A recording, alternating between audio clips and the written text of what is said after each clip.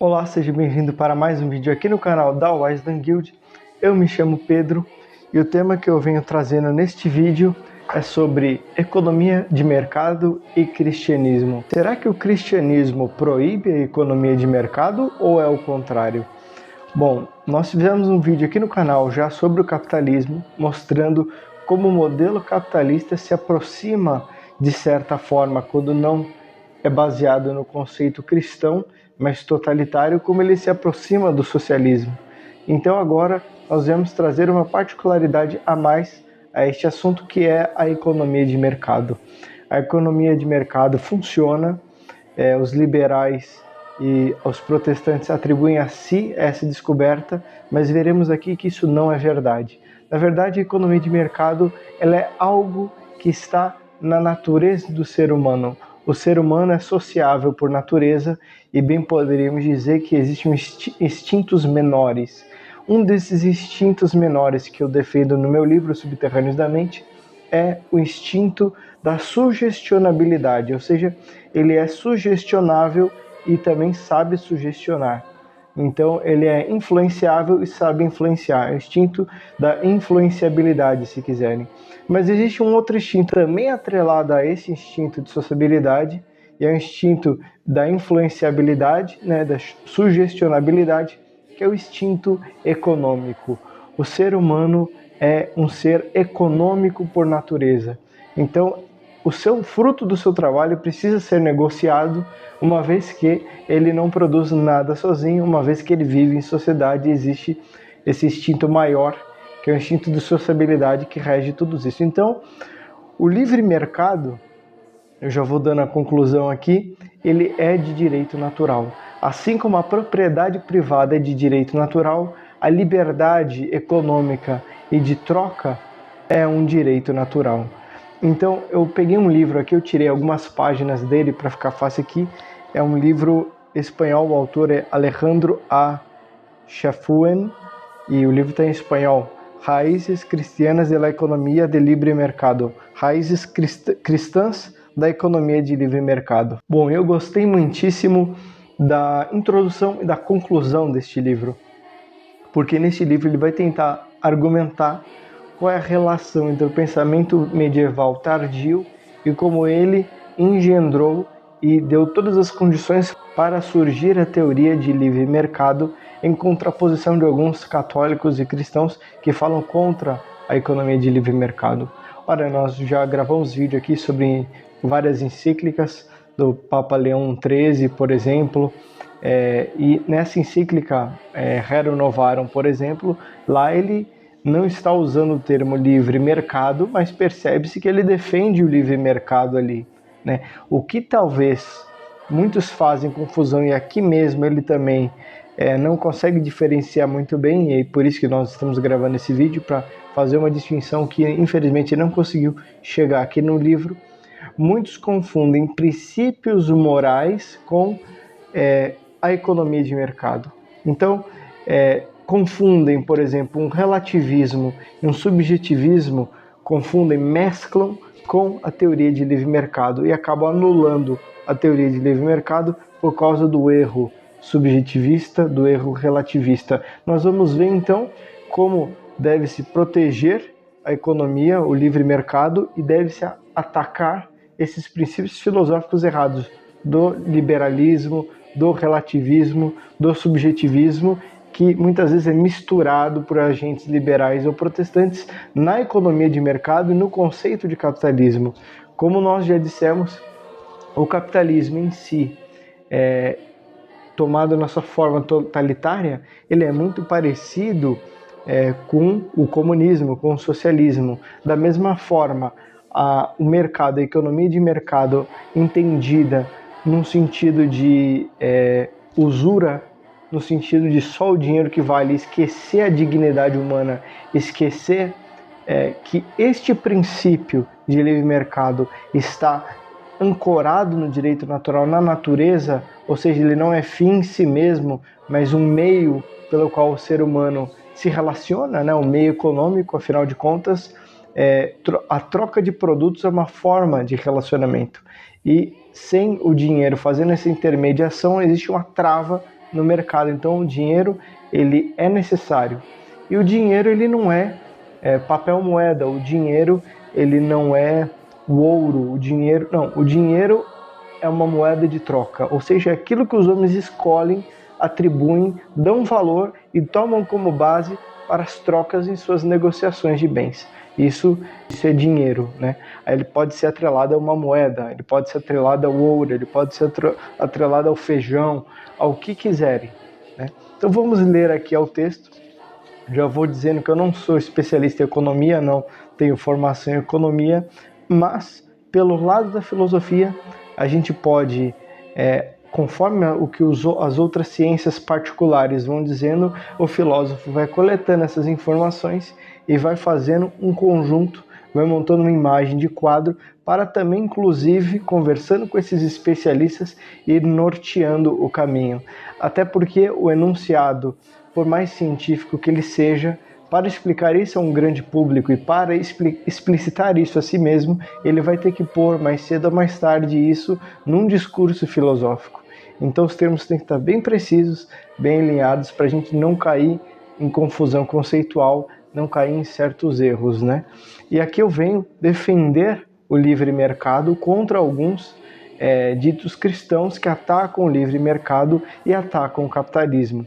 Como eu disse no outro vídeo, a forma totalitária do capitalismo é ruim, mas ela, engendrada do espírito católico, né, dos princípios medievais, se torna algo bom. E a riqueza, a mesma coisa. Não entendido no sentido protestante do acúmulo de riqueza apenas como um dom de Deus, mas a riqueza enquanto um meio, isso é necessário. Porque se a gente só se apega ao conceito de riqueza como Deus sendo aquele que abençoa, e a gente se apega ao dinheiro, não, para ser abençoado por Deus tem que ser rico, então coitado do pobre. Aliás, nosso Senhor muitas vezes fala no Evangelho que é difícil um rico entrar no reino dos céus.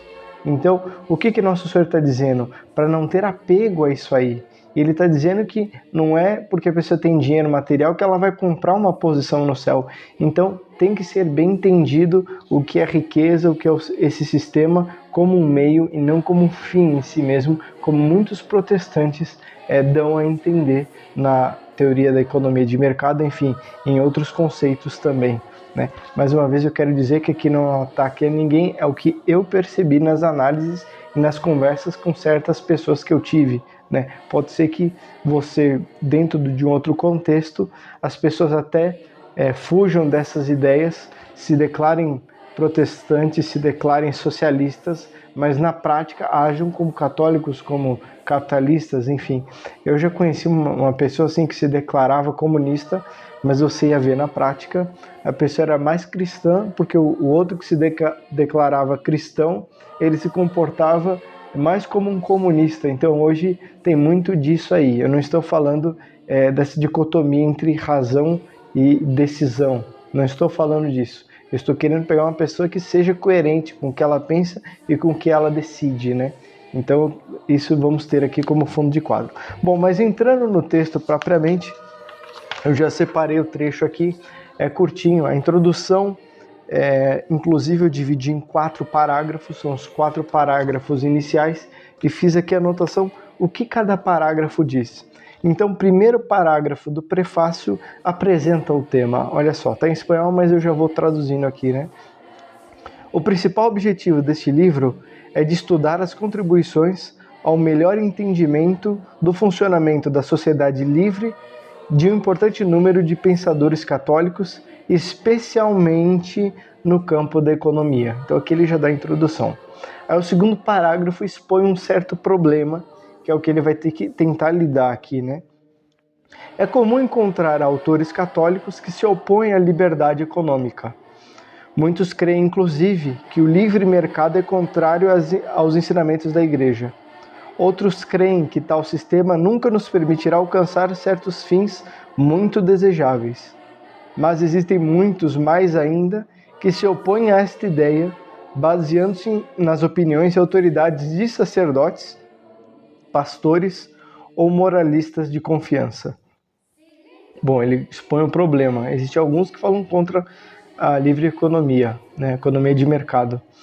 E aí ele vai colocar para quem se destina esse livro, qual é o público. Este estudo está dirigido a todas aquelas pessoas católicas ou não católicas que creem que o livre mercado é incompatível com o cristianismo, ou seja, ele vai tentar provar que não é incompatível, mas que o livre mercado é totalmente compatível, inclusive com a doutrina social da igreja. Também está dirigido a quem estão já convencidos que a liberdade econômica é um componente essencial da liberdade humana. Isso é sem sombra de dúvidas, a gente já vai chegar lá. E o último parágrafo, que são as boas tendências. Né? Eu vou ler, vai ficar muito claro o que eu quis dizer com boas tendências aqui.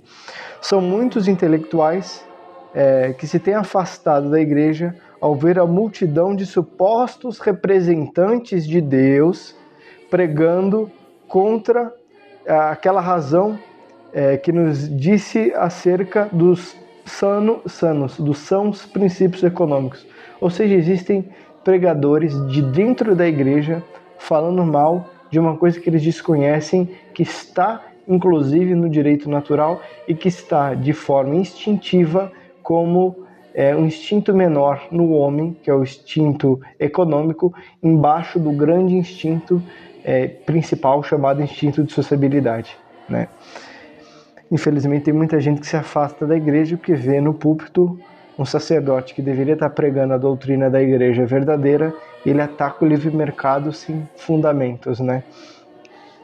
Olha só, as atuais tendências, boas tendências aqui, as atuais tendências referentes à liberdade científica,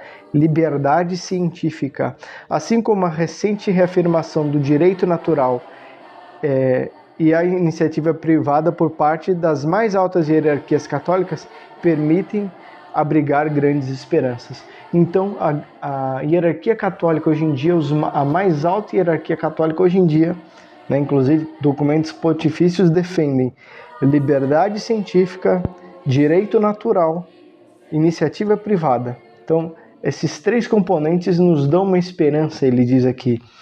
Eu já vou enunciar que eu vou gravar um vídeo sobre esse negócio de liberdade científica, porque eu estou vendo muita gente, seja católico ou outras denominações protestantes, atacando às vezes nas redes sociais cientistas, mas o fato é que eles estão fazendo um desserviço ao fazerem isso, porque o cientista ele tem que ter a cabeça livre, o pensamento livre, para ele desenvolver aquilo que ele está se propondo a estudar, né? A crença pessoal dele, e nesse vídeo eu vou falar bastante sobre esses termos, fé, crença, que até eu vi que colocaram um filósofo aí para falar sobre essa questão de crença e de fé, e deram um conceito errado lá de fé. Fé não é a simples crença humana, né? Não é o acreditar humano. Inclusive no meu livro Subterrâneos da Mente, a filosofia por trás dos enigmas, eu trato disso, a diferença entre fé sobrenatural e fé natural, né? Mas isso deixemos para um outro vídeo. Eu vou trazer meu livro ali, ele está aqui em cima da mesa até. Já vou gravar um vídeo com todas essas distinções. Enfim, continuando aqui, eu sublinhei essa parte, né? Que os moralistas compreendem melhor o funcionamento do sistema do mercado livre, do livre mercado, e ajudam a cristianizar as propostas dos economistas de mercado. Então existem alguns autores que entendem como a economia de mercado funciona e quão benéfica ela é.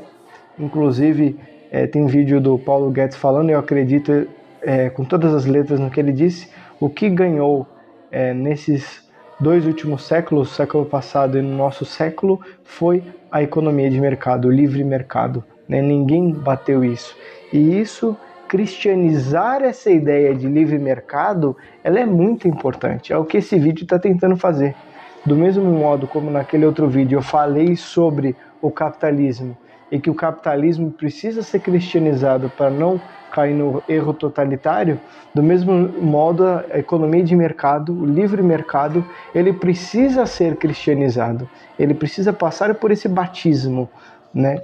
E claro que ele já funciona, como eu disse, ele está no direito natural, ancorado no instinto que o ser humano tem. Olha que interessante que ele vai dizer aqui. A ideia é de que o cristianismo ha sido um dos responsáveis do desenvolvimento econômico da maioria dos países ocidentais não é nova. E aqui ele vai dizer que R.H. Twain e Max Weber escreveram várias obras analisando o tema. Então, esses grandes nomes, Twain e Max Weber, já escreveram sobre a relação entre o livre mercado, entre o desenvolvimento econômico e o cristianismo. Aliás, nós podemos dizer sem medo, se não fosse o cristianismo, não existiria a Europa. São muitos os que consideram o cristianismo protestante que o cristianismo protestante foi um dos principais motores da revolução ideológica que contribuiu ao crescimento econômico, e não é verdade. Se aponta o catolicismo como um dos estorvos a quem tem que enfrentar quem quer que fomente o progresso material. Então olha só que interessante, já gravamos um vídeo aqui sobre os liberais. Os protestantes liberais, mostramos na encíclica de São Pio X contra o modernismo, e mostramos também como a forma de atuação dos liberais, sempre implantando mentiras desde a Revolução Francesa contra a igreja, dizendo que ela é contra o progresso, contra a ciência, e não é verdade. A igreja sempre esteve na vanguarda e ajudando, estimulando a ciência. Inclusive tem gente que fala que a igreja queimou muita gente na fogueira por conta de não acreditar no Sol como centro do sistema solar. Bom, basta dizer que a igreja queimou Santa Joana d'Arc na fogueira e depois proclamou ela santa. Então como que joga na fogueira uma santa e depois fala que ela é santa? Primeiro mata, depois canoniza? Não faz sentido. Então a mesma coisa, se tiveram erros dentro da igreja, não foi da igreja, mas foi dos homens do seu tempo, Tanto é que a prova maior que a igreja aceitou o heliocentrismo, que o símbolo dos jesuítas é o sol. O sol é o símbolo jesuítico. Santo Inácio de Loyola quis colocar porque ele já viu que essa confusão, os protestantes, com esse erro protestante, que tanto foi combatido pelos jesuítas, viu que eles estavam mentindo nesse quesito. Então Santo Inácio, para os atacar de maneira frontal, colocou o símbolo do seu escudo, o brasão da sua ordem religiosa, como o sol.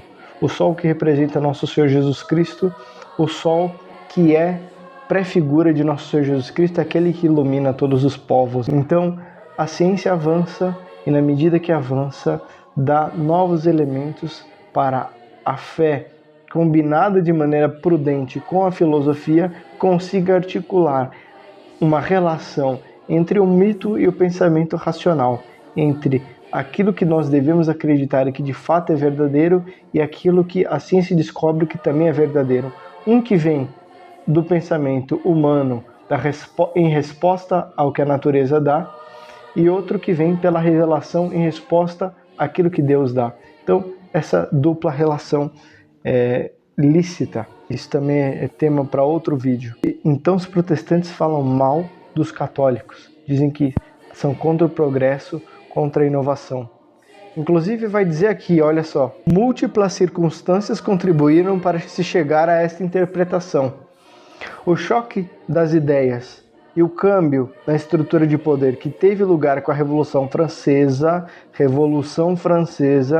foi suficiente para que durasse quase 200 anos ninguém falar de pontos comuns entre as ideias juristas e moralistas católicos e as ideias de autores anglos considerados como os pilares da livre economia.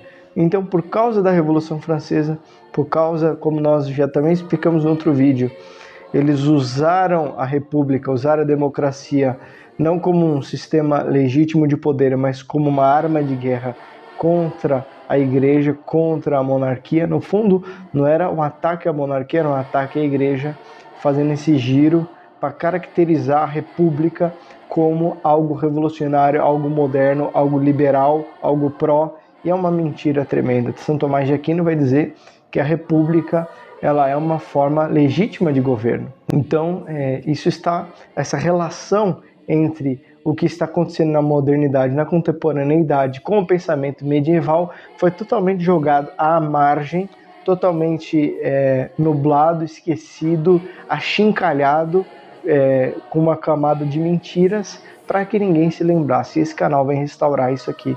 As ideias dos autores medievais, de São Tomás de Aquino e de tantos outros, contribuíram para a formação do Estado moderno. Aliás, o Estado moderno ele nasceu da sua forma totalitária do protestantismo e do Estado absolutista das monarquias católicas, que já não estavam tão católicas assim, mas já embebido do espírito renascentista, do espírito de protestantização de dentro da igreja, né? Então esse espírito protestante, esse espírito de revolta à hierarquia, esse espírito de achincalhar com a igreja, esse espírito da dicotomia entre fé e razão, corpo e alma, ideia e realidade factual sensível, que é racionalismo e empirismo, todas essas facas que a Revolução foi passando, que os filósofos modernos e contemporâneos foram passando, criaram dicotomias imensas, criaram um problema imenso para a modernidade, para a contemporaneidade, que é o que nós estamos vivendo. O esvaziamento moral das coisas, a falta de alma nas instituições, tudo isso são sintomas desse câncer terminal que é esse pensamento moderno, que é, infelizmente, também esses cristãos que esqueceram que isso aqui é baseado num princípio de direito natural. Ele não é uma proposta protestante, nem uma proposta liberal, por mais que eles se atribuam esse título de algo que pertence à natureza e não ao pensamento deles, né? Então isso tem que ficar muito claro, porque muita gente ataca o livre mercado porque tem a bandeirinha liberal, porque tem a bandeirinha protestante, tem que atacar a bandeirinha que se auto-intitula proprietária de algo que é comum a todos nós, que é comum à nossa natureza humana, né? Ninguém pode se arrogar que inventou o princípio de economia. Não, ele pode ter desenvolvido a teoria, mas esse princípio que ele parte da observação é do sujeito, é do eu econômico que parte isso, né? Então, continuando aqui, né? A liberdade, olha só que interessante, a liberdade econômica significa simplesmente a liberdade das pessoas humanas para usar e dispor de seus bens econômicos da forma que mais lhe compraz, sem utilizar a força contra ninguém. O mundo sem liberdade econômica se transforma de pronto em um mundo sem liberdades políticas e civis. Esta afirmação está baseada em que a liberdade e o exercício da vontade são só dois aspectos da mesma coisa. Então, liberdade e exercício da vontade são a mesma coisa. Se você não exerce a sua vontade, você não tem liberdade. Se você não tem liberdade, como exercerá a sua vontade? Então, são dois aspectos da mesma moeda. Claro que liberdade não é libertinagem. Quando se sai fora dos princípios morais, você não está aplicando a vontade, não está aplicando a uma liberdade. Você está corrompendo a vontade e cometendo um ato libertino, não é um ato de liberdade. E é nisso aqui que está o erro. É nisso que caem os erros liberais e os protestantes. Por isso que muito católico tem dificuldade de aceitar essas teorias, porque quando ele olha o princípio econômico, está tudo certinho. Na hora que chega na parte em que economia precisa se ligar com um princípio ético, um princípio moral, aí eles escorregam para um princípio liberal ou um princípio protestante. E aí é onde entra o erro, né? Esse erro de não ter o princípio ético, o princípio moral certo, correto, ou seja, aquilo que rege a natureza, regendo esse instinto, esse princípio econômico que está na natureza humana. Essa suposta oposição entre o catolicismo e o sistema social baseado na propriedade foi e será aproveitada e alentada por todos os totalitarismos, marxismos ou nacionalistas, como disse já naquele outro vídeo. Marxismo e capitalismo, aqui entendido como nacionalismo, são quase a mesma coisa, né? A hegemonia do seu país sobre os demais povos é uma forma de comunismo. O totalitarismo é uma forma de marxismo, de comunismo, né? Inclusive fazer esse nacionalismo não usando o uso da força, mas o uso da economia, ou seja, com práticas econômicas parasitárias contra os países para enfraquecer a moeda dos outros e aí sair comprando o país do outro, isso é uma arma de guerra também. Isso é um nacionalismo que também é um comunismo, uma espécie de comunismo, uma espécie de hegemonia. Então, o pensamento globalista ele não é muito diferente do comunismo, que poucos regem o mundo inteiro, poucos controlam num banco central que coordena bancos centrais do mundo inteiro. Então, se não for respeitada a sociedade e a liberdade individual, esse sistema estatal pode se transformar num comunismo. Não significa que ele é ruim. Precisamos de bancos centrais para, por exemplo, administrar que bancos menores não quebrem. Então tem todo esse sistema. Mas tudo isso a gente sabe, sem a moralidade, vai se encaminhando para um controle da sociedade, dos indivíduos. E aí que cai nesse problema, e ele vai dizer aqui que aqueles que deveriam proteger a liberdade, proteger a livre economia, até têm a bandeira, somos a favor da livre economia, somos a favor da liberdade, que são vários agentes. Só que eles, em nome da liberdade, buscam a escravidão. Em nome do livre mercado, buscam políticas monetárias, para que aquele que não tem dinheiro, aquele que também tem dinheiro, pelas tarifas que pague, na verdade ele trabalha para alimentar a esse Estado, a esse sistema, ou seja, ele não se torna livre, a liberdade dele está sendo escoada por esses que defendem a liberdade. Então temos que tomar cuidado com isso também. É o que dissemos no início do vídeo, o católico que se diz católico e age como comunista, e aquele que se diz comunista e age como católico. Tem muito disso hoje em todas as áreas da vida. Já se dão conta de que se os pensadores cristãos e os amantes da liberdade econômica unam forças, não haverá mais ocasião para que continue avançando o coletivismo. Aqui o que ele está dizendo é que se os pensadores cristãos e os amantes da liberdade econômica não se derem as mãos, nós não conseguiremos avançar para o século 22 com uma inovação muito maior, que é a economia de mercado, mas baseada com raízes no direito natural, nesses princípios da natureza e na regra divina dos 10 mandamentos. Então, sem esse princípio moral norteando a economia, esse se torna a lei do mais forte, aquele que tem mais habilidade com a economia, aquele que tem mais amigo político para criarem leis que o favoreçam, vai sair devorando os demais. Não é minha intenção de provar a validez dos postulados da economia de mercado, baseando-me na autoridade de autores católicos. Caso contrário, meu estudo acometeria o mesmo erro que cometeram tantos autores ao querer antepor a fé à ciência, antepor a fé e a ciência, à ciência, quando em realidade ciência e fé não se contradizem, se complementam. Bom, e agora a conclusão do próprio livro eu gostei muito e vale a pena ler. Eu vou pular direto para alguns trechos. Liberais versus católicos. Olha por quê. É impossível provar que todos os escritos da escolástica tardia favoreçam o livre mercado. Então é muito difícil, são muitos autores, e muita gente fala muita coisa a respeito deles também.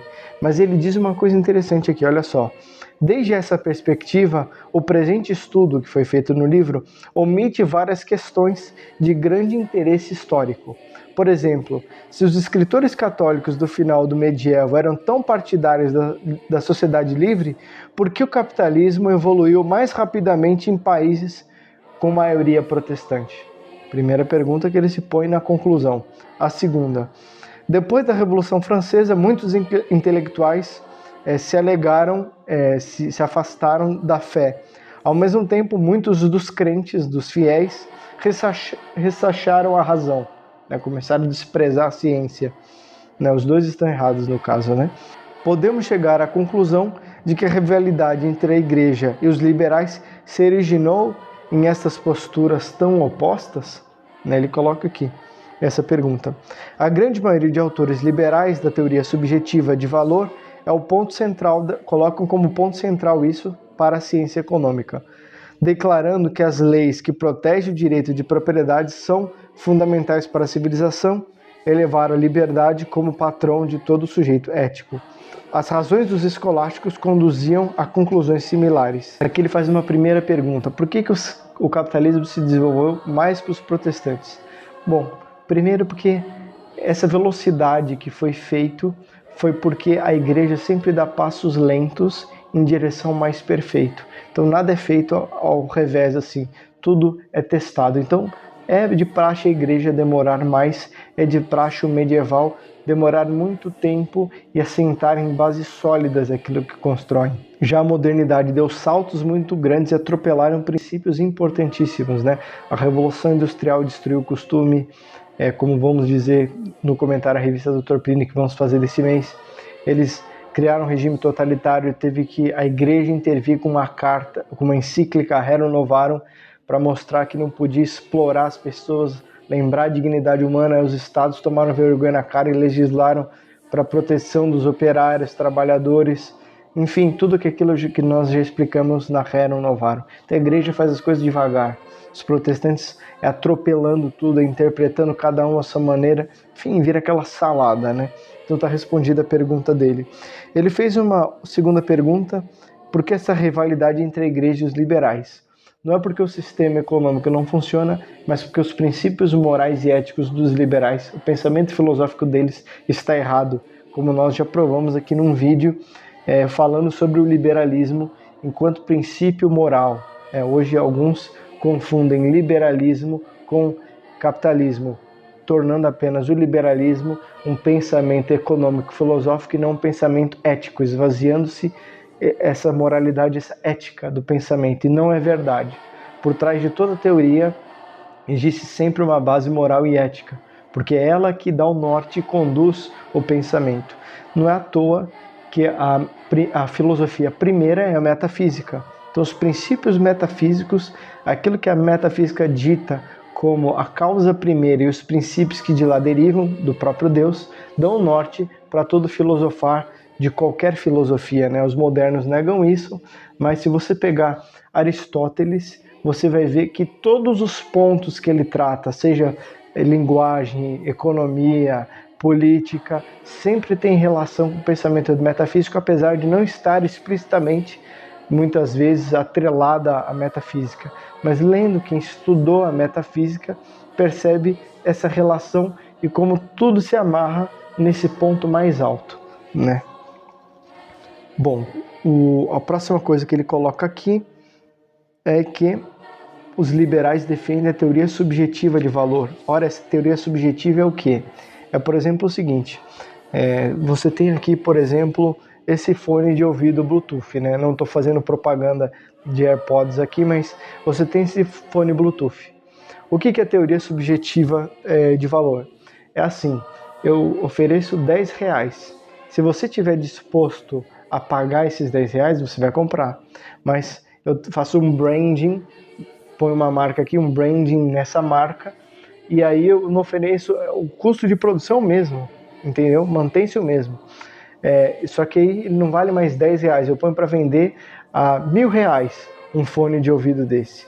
Se você está disposto a pagar os R$1.000, você vai pagar, ou seja, é subjetivo, é o quanto você está disposto a pagar e o quanto a lei de oferta e demanda regulamenta isso. Então, quanto mais, e aí que está o fator objetivo da coisa que eles falam: é subjetivo o preço. Não é subjetivo. Existem princípios objetivos. Quanto mais difícil de ser produzido, maior o valor. Pode ser que algo é muito difícil de ser produzido, mas ninguém tem interesse, ou aquilo não resolve o problema de ninguém. Aí o preço cai, porque as pessoas não veem valor nisso, porque não veem utilidade para isso, por mais difícil que isso seja. Mas mesmo assim, isso tem um alto valor agregado, né? Então existe sim princípios objetivos. Não vou entrar também nesse mérito aqui, precisaria gravar um outro vídeo só sobre isso, diferenciando valor e preço, relação entre valor e preço, relação entre a percepção subjetiva de valor para a precificação, enfim, entre um monte de coisa que aí são detalhes técnicos que eu não quero entrar, pelo menos nesse primeiro momento, e até gostaria de chamar um economista para ter esse bate-volta, isso seria muito interessante. Aqui o que eu disse mais cedo nesse vídeo: lamentavelmente Esses que fazem essas análises, né, que são a favor da economia, do sistema de livre mercado, também indicam que muitos dos que defendem a propriedade privada e todos esses princípios são os mesmos que terminam rechaçando-a, que terminam desmoronando-a. Aqui ele vai dar uma conclusão muito bonita, com isso a gente vai concluir esse vídeo, que é a difícil conquista da liberdade. Olha só o que ele vai dizer. A liberdade e a civilização sempre serão uma conquista frágil e pouco duradoura se os moralistas e os economistas não reconhecerem as bondades da sociedade livre. São os inimigos da liberdade e dos direitos da pessoa os que carregam o estandarte da justiça, da paz, do progresso, dos direitos humanos e da liberdade hoje. Em forma paradoxal, seus slogans estão em contradição com a sua ideia de sociedade. Olha só. Em várias nações, as severas restrições do uso da propriedade estão tornando terras produtivas em desertos. A cooperação social na luta de classes. E o pior, a seres livres em escravos de deuses políticos ou materialistas. E aqui ele vai dar uma esperança. Até os finais do século passado, sentia muitas razões para ser otimista. Em vários países, campeões da liberdade foram vistos também como líderes morais.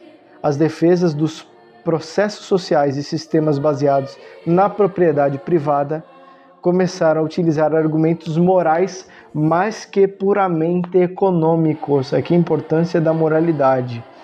Neste contexto, as ideias dos autores escolásticos seguiam sendo o manancial de ideias positivas. E aqui ele vai concluir com um pensamento belíssimo. Sua visão de ser humano, criado à imagem e semelhança de Deus, tem que se converter na peça central da economia. Uma economia baseada na propriedade privada que está fundamentada na liberdade humana. A propriedade privada é um pré-requisito essencial para o respeito das liberdades econômicas. A mesma seguirá sendo ameaçada desde várias frentes e sua defesa dependerá de uma nova geração de escolásticos. A defesa dependerá de uma nova geração de escolásticos, homens de boa formação no campo da filosofia moral e das ciências sociais. E eu fui atrás do autor desse livro, e interessante que um dos institutos que ele foi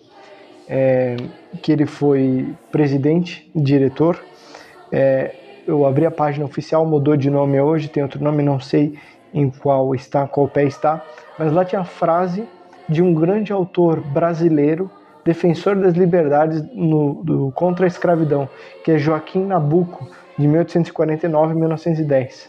Ele viveu. Ele tinha uma frase, olha que bonita essa frase para nós que somos brasileiros, vindo de um outro brasileiro. Eduque seus filhos a amar a liberdade dos outros, pois só assim a sua própria liberdade não será um presente gratuito do destino. Você terá consciência do seu valor e terá coragem de defendê-la. Olha que frase belíssima.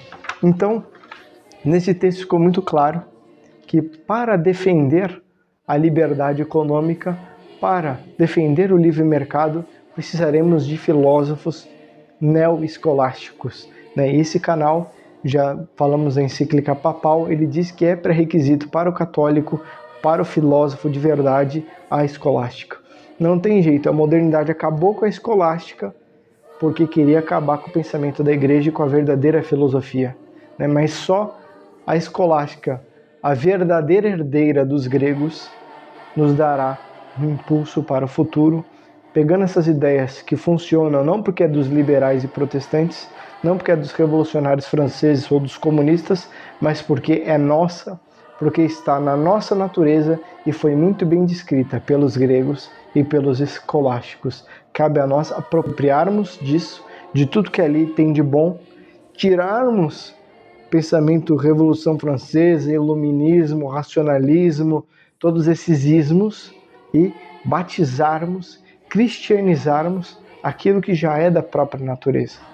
O homem é sociável por natureza E assim como ele batizou essa sociabilidade e deu nessa normas de etiqueta, deu na civilização medieval europeia, em todo aquele requinte, aquela pompa, aquele respeito e amor à hierarquia, aquela distinção entre os termos mais difíceis para tornar a linguagem mais educada e mais precisa, para o homem sair do estado animalesco e se parecer mais com os anjos, da mesma forma, essas doutrinas precisam ser batizadas. Bom, esse vídeo vai ficando por aqui. Se você gostou desse vídeo, curte, comenta e compartilha. E nos vemos numa próxima vez.